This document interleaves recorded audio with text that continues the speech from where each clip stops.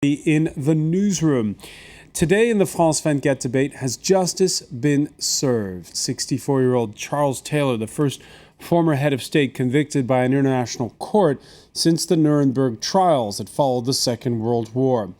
The ex-president of Liberia, guilty of helping to instigate Sierra Leone's civil war in return for blood diamonds that fueled his armed struggles, a charge that he denies.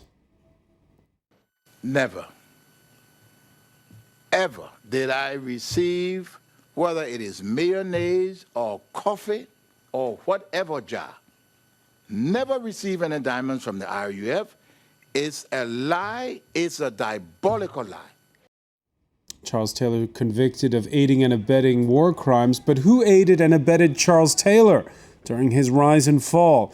He had friends everywhere from Tripoli to Washington and even Paris, it seems. What does the ruling mean for the planet, for the concept of international justice, and for other world leaders who might also perhaps belong behind bars? Today in the France 24 debate, we're looking at Charles Taylor's conviction, and with us to talk about it here in the studio, Alex Vines of UK think tank Chatham House. Thanks for being with us.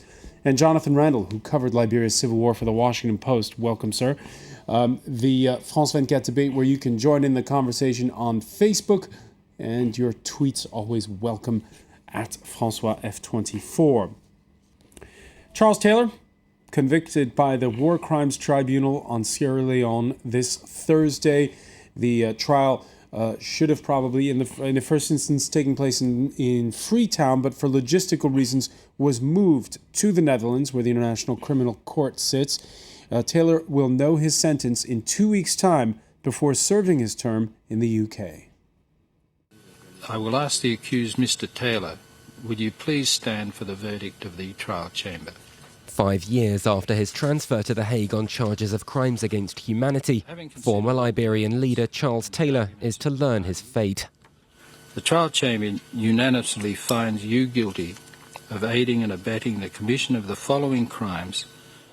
There followed a catalogue of horror: murder, rape, sexual slavery, and the conscription of child soldiers. Liberia's former leader was found to have supported Sierra Leone's rebels as they waged a campaign of terror during that nation's decade-long civil war in the 90s in return for illegally mined diamonds. The prosecution called Taylor's conviction a victory for international justice. This conviction is one more victory in the very important fight against impunity. Today is for the people of Sierra Leone, who suffered horribly at the hands of Charles Taylor and his proxy forces. However, not all of the 4 judges seemed to agree with the verdict. One attempted to speak out. Excuse me, I would like to say just... only to find the cameras had stopped filming. I think the only moment... It sparked the anger of Taylor's lawyer. We had this awful spectacle of the 3 judges getting up and leaving the courtroom, leaving this black African judge by himself, whilst they tried to bring the curtain down on the public gallery so that the world couldn't see what was being done. While the judges may not have been unanimous in their decision, what is certain is that a precedent has been set. Charles Taylor's become the first African head of state indicted by the ICC. He'll face sentencing next month. The alternate judge in that case, Alex Vine, saying it wasn't beyond a reasonable doubt. And legal experts say they're wondering about how airtight the case was in view of what was actually put forth as testimony. It was tough. I mean, I was in Liberia 2001 to 2003. My job for the UN was to investigate the links between Charles Taylor and the RUF. I was a diamond expert for a sanctions team, and plenty of evidence of RUF connections going into various levels of the Taylor administration. But very difficult to prove that Charles Taylor personally was ordering and benefiting from this. And that's what this case has been all about. So I'm not surprised that in the verdict in the end was on some lesser charges. And I'm glad that that he has been charged. I've got no doubt about that he was guilty, but proving it beyond reasonable doubt, that's tough to do. So, all in all, is that going to leave the door open for naysayers? Well, I'm sure that the verdict will be appealed. I think we'll definitely see that. I'm curious to know what the sentence will be, given the time that Charles Taylor has already served in jail, in remand, waiting for this verdict. The actual sentence could be much less than people are expecting.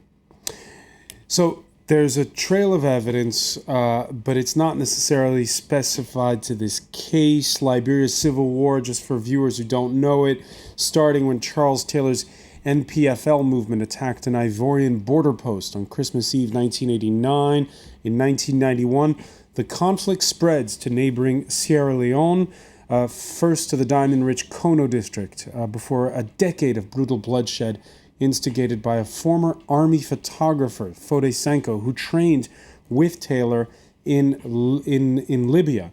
But as Alex Vines was saying, is there a smoking gun in this case? Well, I think there are a lot of smoking guns. I don't know. Can you have a smoking gun by neglect? Let me explain what I mean by that. The links between the United States and Liberia go back a long, long ways. The United States founded Liberia, putting former slaves, freed slaves, in Liberia. It was run by the so-called Anglo-Liberian, Americo-Liberian elite for a long time.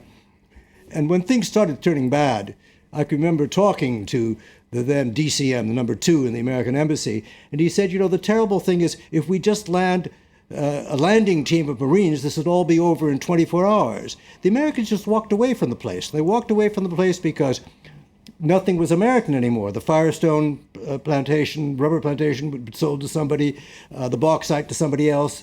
The Nimba iron mines were Scandinavian, God knows what else.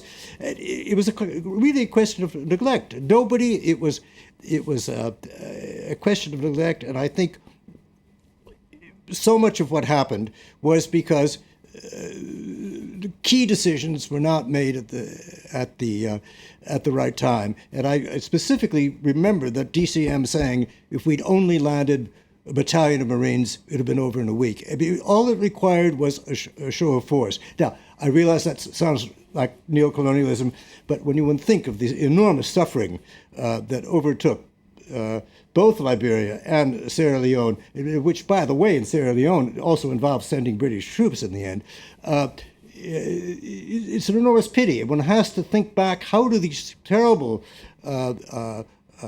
disasters, wars, civil wars happen? And quite often it's simply by not doing the right thing at the right time. And there's the timing of all of this. Charles Taylor's rise coinciding with the fall of the Iron Curtain. Yes, absolutely. I mean, Charles Taylor benefited from the end of the Cold War and the vacuum that created. And his rise isn't unique. There are other examples in Africa in that period of warlords who profited from that vacuum. Charles Taylor, as you said, had also received training and support out of Libya. And there was a kind of revolutionary fervour to his ambition stoked up through Libya, in alliance with some of the regional leaders. The president of Burkina Faso, Blaise Compaoré, very supportive of Charles Taylor. Blaise Compaoré remains president of Burkina Faso today, but was very tied up in this whole thing. Could I remark on that? The arms went from Libya to Burkina Faso, but they then had to go across Ivory Coast.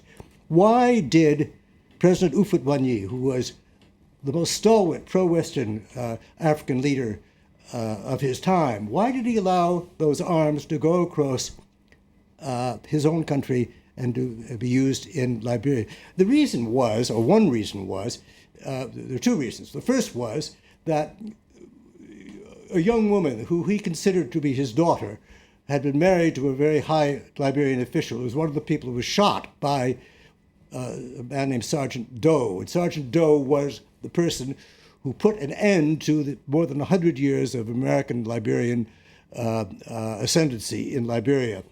And this was simply done because Ufwet was furious that this young woman's husband had been shot, which was a tragedy in itself. There's a second reason, though. And the French play a very great role, have a very great responsibility, to my view. I mean, I remember going to see the French ambassador in the Ivory Coast, who was a very powerful man, and saying to him, because I'd made a first trip to Liberia after the trouble began, and I said, "This is crazy. Why don't you see this as against your interest? Don't you see that these arms that are going through, that Ufwet is allowing to go through his territory, are going to end up in causing trouble in the Ivory Coast?" Indeed, already there were Kalashnikov holdups on the outskirts of Abidjan. A boomerang effect. Boomerang, but it was a kind of nutty neo-Gaullist kind of revenge against the Americans, because in his mind, Liberia still was an American pseudo-colony. It was quite mad. I mean, the Americans had no interest in the place at all. This all did change eventually in late 2002, early 2003, when Charles Taylor, under pressure elsewhere, allowed Sam Bukari, one of the RUF commanders, and various other Liberian units to go into Côte d'Ivoire, into the Grand West, to places like Guiglo, and kind of basically plunder and support the Force Nouvelle. At that point, Côte d'Ivoire's position shifted, certainly the Gbagbo administration, but so did the French position, really hardened against Charles Taylor. But hang on, didn't the French position shift earlier than that even? When the British intervened in Sierra Leone, they did it with the backing of the French at the time. Well, in terms of Sierra Leone, but there was still in Paris some sympathy to Charles Taylor, including some legacies of the discussion about this let's get at the Americans. Right. I saw it myself because various things got blocked. And there was probably a commercial interest too, linked to timber that was visible, and also protection of Blaise Compaoré, actually, and Burkina Faso. By 2003, this had all disappeared, and it was all very clearly aligned that Taylor needed to be removed from Liberia. Let's bring it back to today and the reaction. The reaction in Freetown described mostly as one of relief after this verdict. Ahead of the decision, it's interesting, the victims of Sierra Leone's civil war at times divided when they spoke to journalists. Taylor must be found guilty. He mustn't be released because he had a hand in our war. I'm like this today because rebels from his country attacked and drove us from our home. Honestly, I want him set free because whether they kill him or not, it has nothing to do with the lives we've lost. There is no need to kill one man when we've lost over 2,000 and more lives. So let him be set free. I believe if he is set free, his conscience will be his best judge. All right, so there's the issue of course, he won't be. There's no capital punishment in this instance, in any case. But there is this issue of justice after justice, the issue of forgiveness, and it's complicated. Absolutely, it's complicated. And Sierra Leone has gone through a truth and reconciliation process. I think it was the right decision in 2006 to move him from the Special Court for Sierra Leone in Freetown to The Hague. But there's also another complicating factor to this whole process, which was that actually in 2003, Charles Taylor was promised by President Obasanjo, President Chissano of Mozambique, and President, if I remember, Kufuor of Ghana, that he would be guaranteed safe passage and protection for doing a soft landing by leaving Liberia. President Chissano has told me he could never make a promise again to try and extricate a head of state from a conflict situation, because nobody would any longer trust the word of other presidents, because they might subsequently be handed over again for prosecution. That's an important point. Charles Taylor going to Nigeria in 2003 before he was extradited to the Netherlands. It's, I suspect, all the more important because during this long trial, Taylor's been talking day after day, week after week, month after month, and that's being relayed. It's an immediate relay. I don't know if it's television or radio, but it's being followed very much back home. Remember, this is exactly what Milosevic did when he was on trial in another court in The Hague. This is basically, it's like the memoirs from Saint Helena of Napoleon. He's getting his version of what happened, and this is why I think you're getting that that reaction, that vox populi, reflecting, was he really as bad as he's being charged? I think it's an extremely, once again, I mean, the West, I mean, I just, there are very few good guys involved in those two wars in Liberia and Sierra Leone.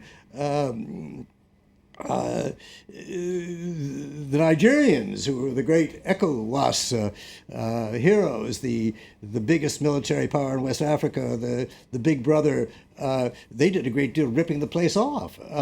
In fact, probably when you think about it, the only good guys were probably the British, oddly enough, because when they finally did land, send troops into Sierra Leone, they did stop one chapter in the killing. They were welcome, that's for sure. Joining us now from The Hague in the Netherlands, Sierra Leonean attorney Alpha Ceesay of the Open Justice Initiative. Thanks for being with us. Apologies, we would have had you sooner. We had technical issues, it seems. Thanks for being with us. We were discussing the verdict and the fact that not everybody felt as though this was an airtight case. Your thoughts? Well, yeah, when the case came to trial here, there were always mixed feelings. Of course, in the court of public opinion, everybody was like, Taylor is guilty. But when people started listening to the evidence, everybody was like, well, the evidence is not as tight as people thought, because this was not only about establishing that crimes were committed in Sierra Leone, it was also establishing Taylor's responsibility for those crimes. So there was a lot of emphasis on linkage evidence, and which is what the judges really had to look into. Importantly enough, of course, the judges established that all the crimes alleged in the indictment were committed. Then, when it came to ascertaining Taylor's responsibility, it was aiding and abetting that they found him guilty on. As somebody who followed the proceedings, after the closure of the trial phase of this case, I always had concerns, and there were times when I thought that it will be difficult to get him on command responsibility on joint criminal enterprise. But one thing I'd like to add, though, is that, this is not over. The prosecution will definitely appeal. And take note also that these same judges presided over the AFRC case in Freetown, which was made up of 3 accused persons. Now, the judges, in their trial decision, also ruled against prosecution on the JCE count, that's the Joint Criminal Enterprise count. When prosecution appealed, that was overturned by the appeals chamber and brought JCE as part of the responsibility of those rebel commanders. So there's still a possibility that the appeals chamber might look into this. It's not the end of the case. Stay with us, Alpha Ceesay, because when we come back, we're going to be looking at the reactions, this time not in Sierra Leone, but in Liberia. Stay with us.